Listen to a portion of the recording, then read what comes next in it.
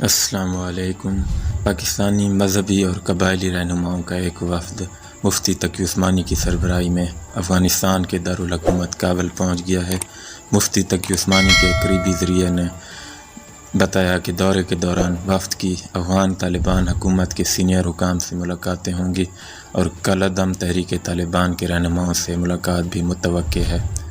کالعدم تحریک طالبان پاکستان کے ترجمان محمد خراسانی نے بھی پاکستانی وفد کے افغانستان میں موجود ہونے اور مسلح گروہ کے سربراہ نور ولی محسود سمیت دیگر قائدین سے متوقع ملاقات کی تصدیق کی ہے۔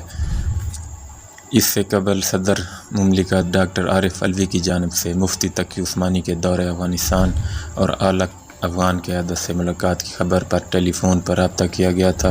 خیال رہے کہ پاکستان کی حکومت اور تحریک طالبان پاکستان کے درمیان افغان طالبان کی ثالثی میں مذاکرات کئی ماہ سے جاری ہیں۔ مذاکرات کے دوران فائر بندی پر بھی 2 مرتبہ اتفاق ہوا۔ کچھ عرصہ قبل قبائلی عمائدین کے وفد نے افغانستان کا دورہ بھی کیا تھا، جس میں تحریک طالبان پاکستان کے رہنماؤں کے ساتھ بھی ان کی براہ راست ملاقاتیں بھی ہوئی تھیں۔ تحریک طالبان پاکستان معاہدے کی کامیابی کے لیے اپنے کئی ساتھیوں کی رہائی، ملاکان ڈویژن کی طرز پر سابق فاٹا میں نظام عدل کے نفاذ اور ہتھیار پھینک کر قومی دھارے میں شامل ہونے والے طالبان کی نگرانی نہ کرنے جیسے مطالبات کر رہی ہے۔